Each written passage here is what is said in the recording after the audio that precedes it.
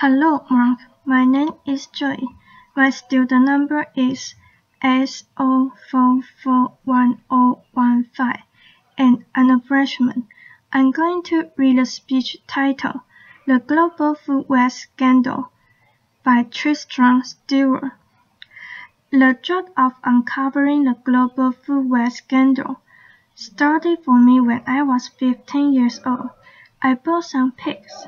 I was living in Sussex, and I started to feed them in the most traditional and environmentally friendly way. I went to my school kitchen, and I said, "Give me the scrap that my school friends had turned their noses up at." I went to the local baker and took their stale bread.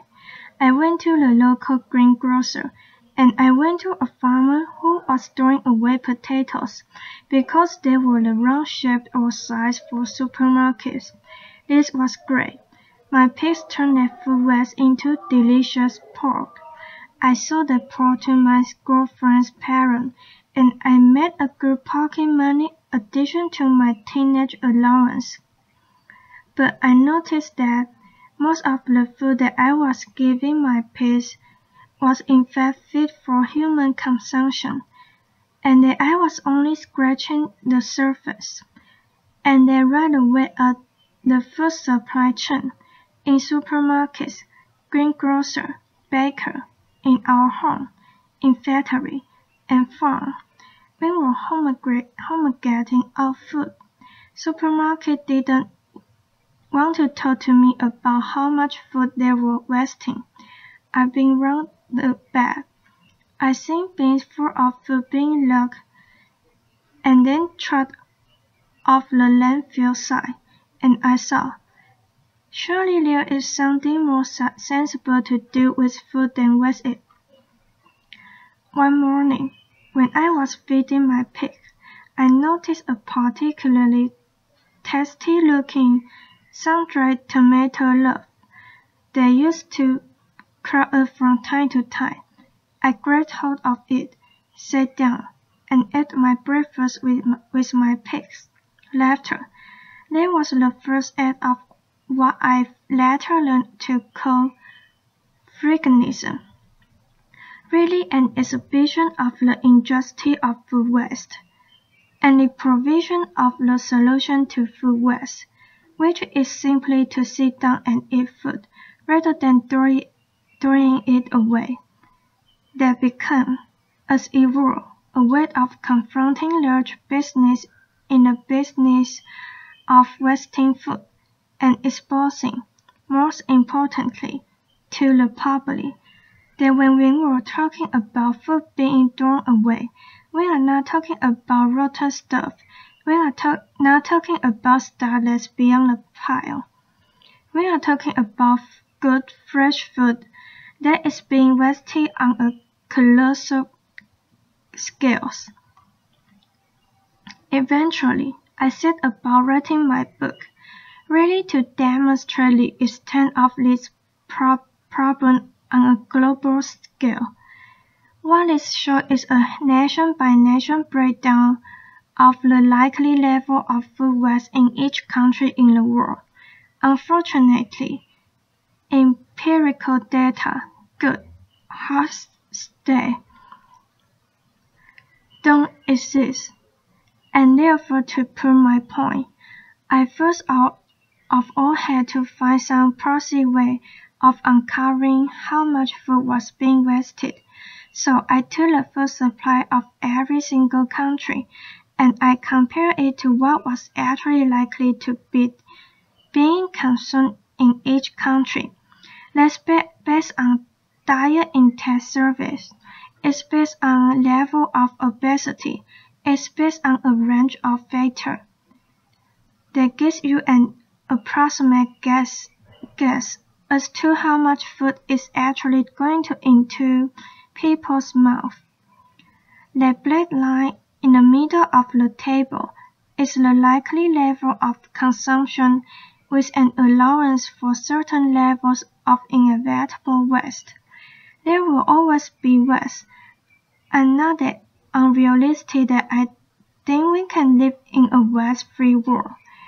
but their black lines show what a food supply should be in a country if they allow for a good, stable, secure, nutritional diet for every person in the country.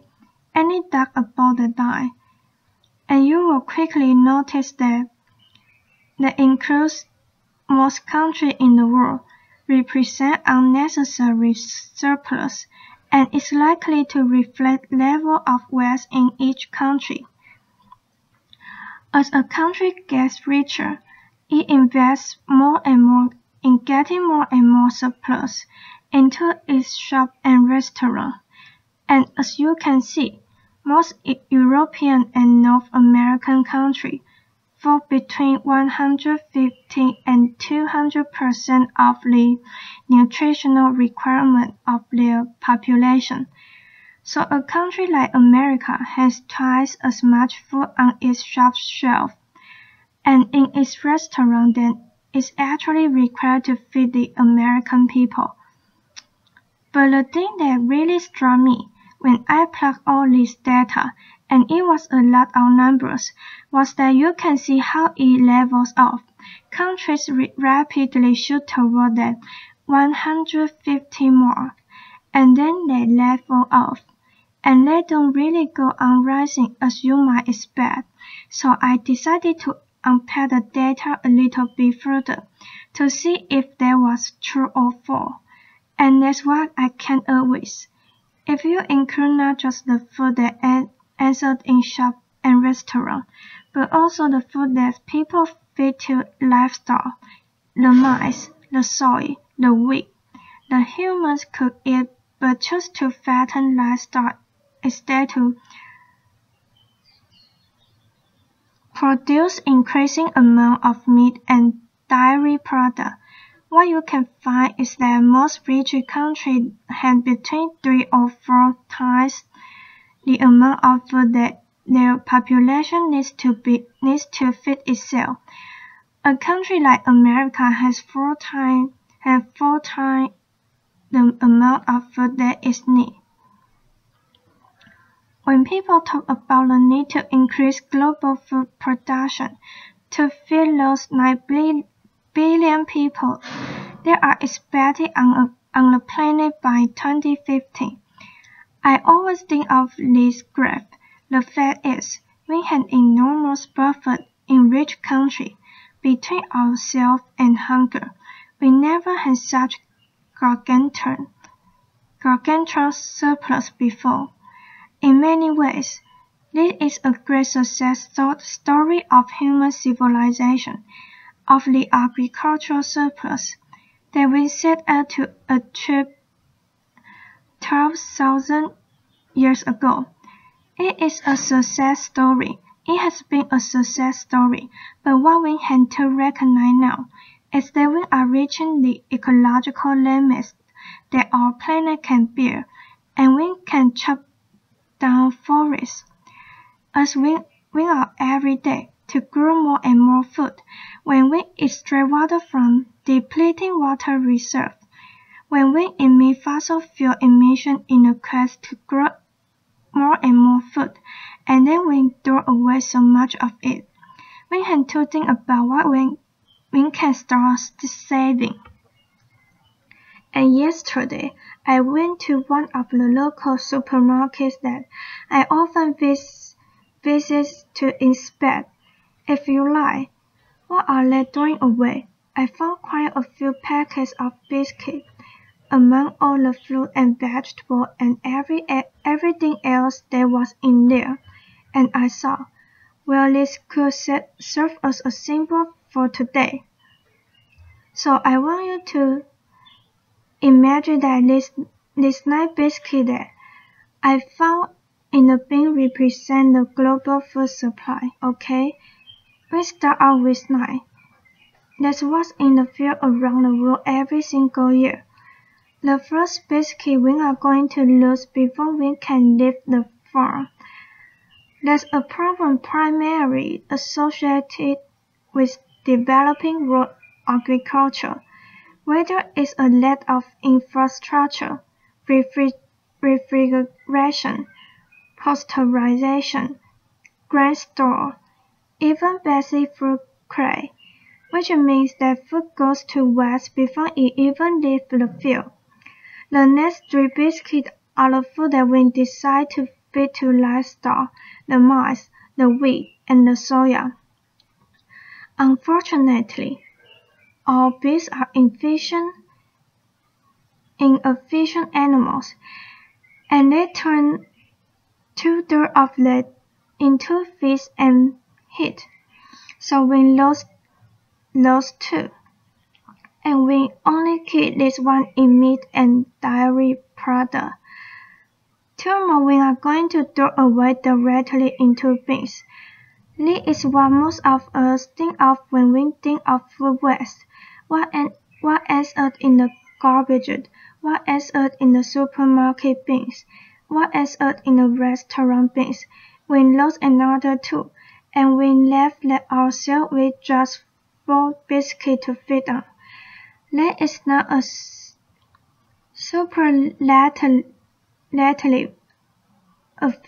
efficient use of global resources, especially when we think of the billion hungry people that exist already in the world.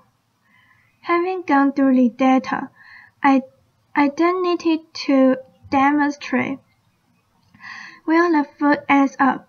Where does it end up? We are used to seeing the stuff on our plate. But what about all the stuff that goes missing in between? Supermarkets are an easy place to start. This is the result of my hobby, which is unofficial bin inspection. Laughter. Stranger you might think, but if we could rely on corporations to tell us what they were doing in the back of their store, we wouldn't need to go sneaking around the back, opening up bins and having a look at what's inside. But this is what you can see more and less on every street corner in Britain, in Europe, in North America. It represents a colossal waste of food. But what I discovered with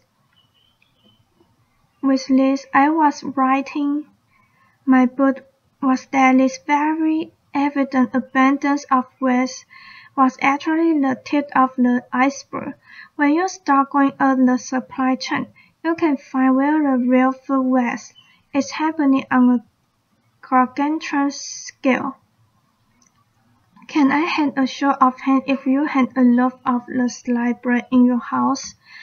Who lived in the household where they crust?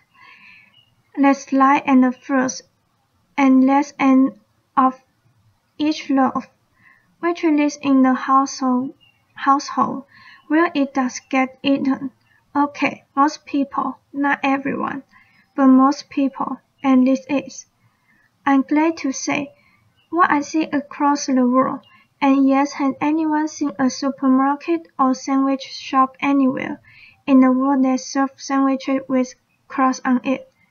Laughter. I certainly haven't. So I keep on thinking, where do those crusts go? Laughter. This is the answer, unfortunately.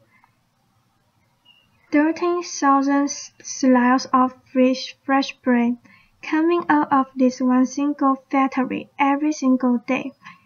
That fresh bread. In the same year that I visited the factory, I went to Pakistan, where people in 2008 were going hungry as a result of a squeeze on global food supply. We contribute to the squeeze by depositing food in bins here in Britain and elsewhere in the world. We take food off the market shelf that hungry people depend on. Go one step up, and you get to the farmer, who throw away sometimes a third or even more of their harvest because of commodity standard. This farmer, for example, has invested £16,000 in growing spinach, not one left of which he harvested because there was a little bit of grass growing in among it. Potatoes that are cosmetically imperfect, all going for pigs. Parsnips that are too small for supermarket specification. Tomatoes in Tenerife, or oranges in Florida, banana in Ecuador, where I visited it last year, all being discarded. This is one day's way from one banana plantation in Ecuador, all being discarded, perfectly edible, because they are the wrong shape or size. If we do that to fruit and vegetable, you bet we can do it to animals too. Liver, lung, head, tails, kidney, testicle, all of these things which are traditional, delicious, and nutritious part of our gastronomy go to waste.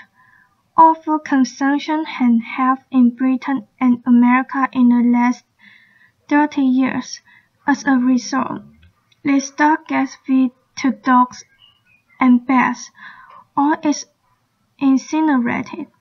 This man in Kashgar, Xinjiang province, in western China, is serving as his national dish.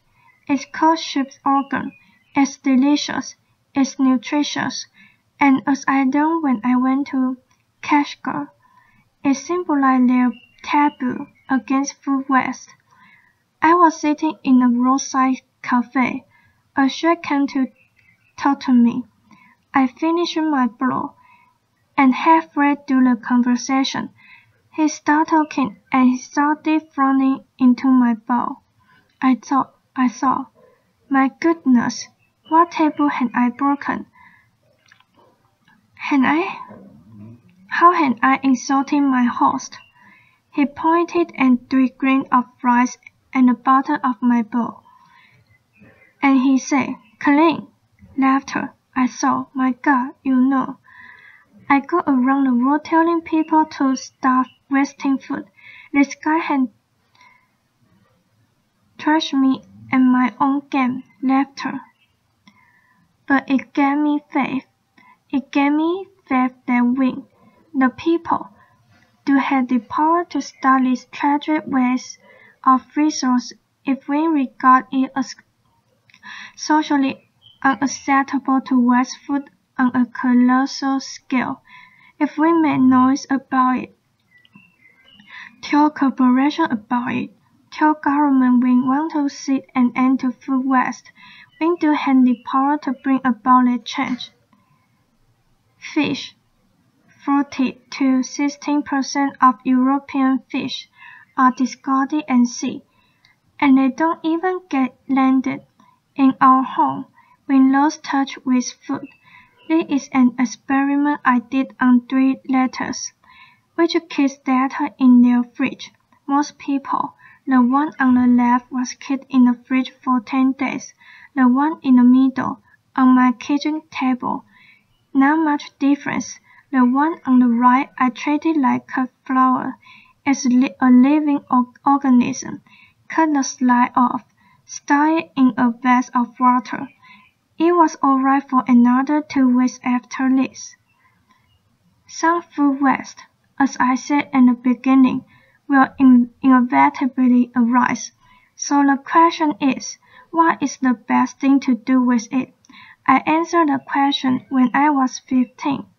In fact, humans answered the question 6,000 years ago when domesticated pigs to turn food waste back into food. And yet, in Europe, that practice has become illegal since 2001 as a result of foot-and-mouth outbreak. It's unscientific. It's unnecessary.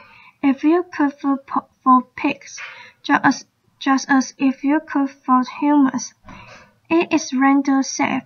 It is also a massive saving of resource.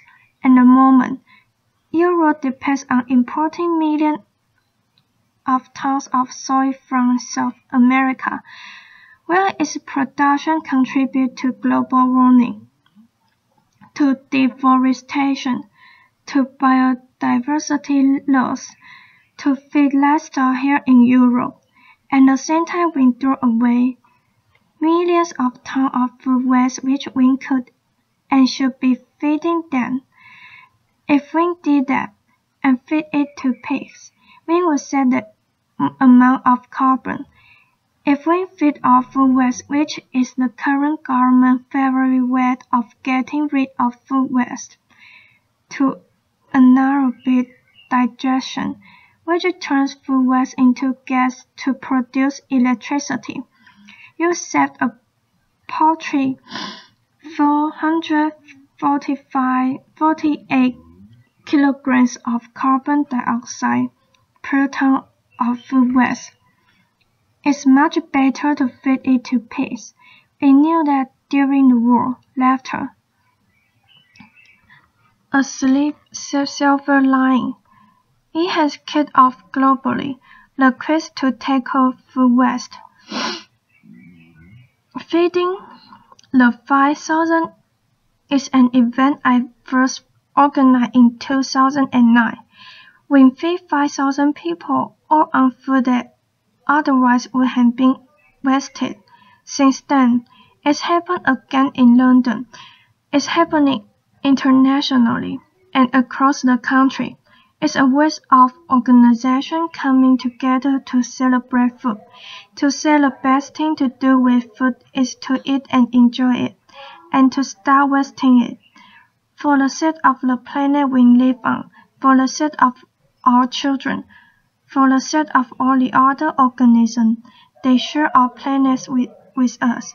We are a terroristic animal, and we depend on our land for food. At the moment, we are trashing our land to grow food that no one is.